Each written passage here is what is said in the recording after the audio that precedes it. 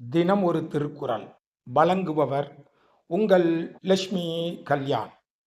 அதாவது நம்ம இன்பம் தான் நமக்கு எல்லாருக்குமே வேணும்னு நினைக்கிறோம். இன்பத்தை தான் எல்லாருமே விரும்புகிறோம்.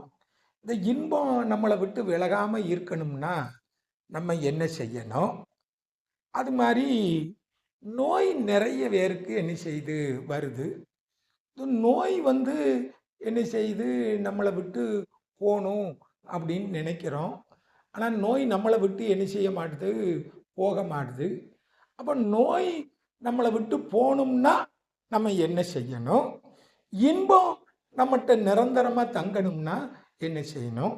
இப்போ நம்ம குறளை பார்ப்போமா? அருமையான குறள். இழிவறிந்து உண்பான்கண். இழிவறிந்து உண்பான்கண் என்ன அர்த்தம் அப்படின்னா, நம்ம சாப்பாட்டினுடைய அளவு, அதாவது கொஞ்சமாக சாப்பிடணும், ரொம்ப சாப்பிடக்கூடாது.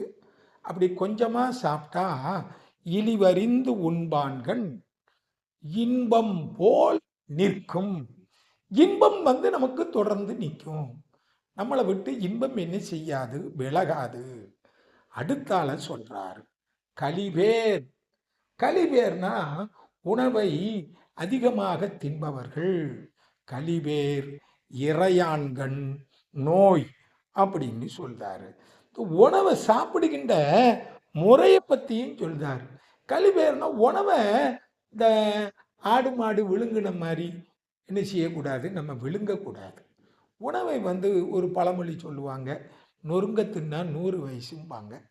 ஆமாம், நம்ம வாயில் இருக்கக்கூடிய அந்த உமிழ்நீர் சுரக்கிற வண்ணம் நம்ம உணவை சாப்பிடணும். அப்படி சாப்பிட்டாதான் நல்லது. மாடு மாதிரி நம்ம முழுங்குனன்னு வச்சுக்கிடுங்களேன், அது பிசாட்டு உள்ளே போய்கிட்டே இருக்கு. நம்ம அதிகமாக சாப்பிட்டுக்கிட்டு இருந்தா நோய் நம்மளை விட்டு விலகவே விலகாது. அப்போ நோய் நம்மளை விட்டு விலகணும்னா நம்ம எப்படி சாப்பிடணும்? குறைவாக சாப்பிடணும். குறைவாக சாப்பிட்டா இன்பம் எப்பொழுதும் நம்மோடு நிலை பெற்று இருக்கும். அதிகமாக சாப்பிட்டால் நோய் எப்போதும் நம்மிடம் நிலை பெற்று இருக்கும்.